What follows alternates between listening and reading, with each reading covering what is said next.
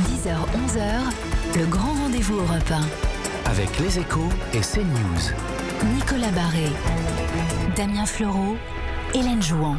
Laurent Berger, vous avez plaidé longuement pour dire ça fait longtemps que la CFDT alerte sur le manque d'écoute, sauf que ce mouvement qui est né, est-ce qu'il n'est pas révélateur quand même de votre propre impuissance à vous faire entendre? On n'a vu aucun gilet jaune dans la rue dire la CFDT avec nous, et on a vu que ce mouvement était né sur les réseaux sociaux. C'est une révolte Facebook en quelque sorte qui laisse tout le monde, vous, le pouvoir exécutif, mais aussi vous, les corps intermédiaires, complètement démunis, non? Non, ça interroge sur notre capacité de mobilisation. Ça interroge aussi la capacité de se faire entendre par les médias.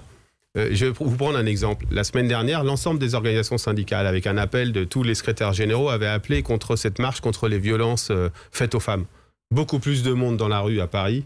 Et on en a beaucoup parlé sur Europe 1 et on recevait ici même Marlène Schiappa beaucoup le plus lendemain. de monde dans la rue que pour le coup les gilets jaunes, on n'en a pas entendu parler. Je rappelle aussi que à ce micro on en a entendu parler. On en a peu entendu parler et on peut regarder les journaux les uns après les autres.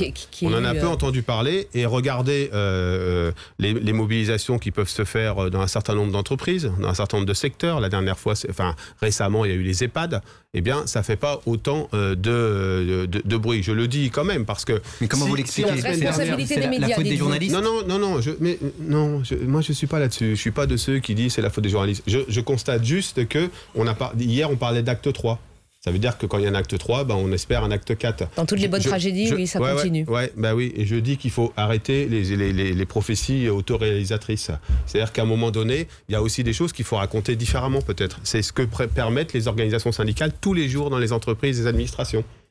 C'est ce que permettent des avancées de gens qui se mobilisent toute leur vie ou une partie de leur vie au service d'autres pour faire avancer des causes, que ce soit dans l'entreprise, dans les fonctions publiques, mais aussi dans les territoires. Ce que je dis, c'est qu'un tout un tas de gens sont engagés aujourd'hui dans des associations et font des choses au service d'autres. Et donc, moi, je ne vais pas vous le cacher, parce qu'on a un moment un peu de vérité. Entendre des personnes qui sont sur les barrages vous expliquer qu'ils n'ont jamais été engagés nulle part, qui se sont jamais syndiqués, mais jamais engagés dans quelconque association, etc. Et expliquer que tous ceux qui s'engagent depuis des années sont des tocards, j'en ai assez. J'en ai assez. Et j'en ai assez parce que ça me fait mal à tous ces militants et militantes que je rencontre de la CFDT, mais je pense aussi à d'autres qui s'engagent au quotidien au service de causes et au service d'autres. Donc oui, ça interroge notre capacité à relayer auprès des interlocuteurs gouvernementaux un certain nombre de mal-être. Mais vous savez ce qui a explosé? J'ai regardé la liste des revendications des Gilets jaunes. Il y a un paquet de sujets qu'on porte depuis longtemps. 10h-11h, le grand rendez-vous Europe 1.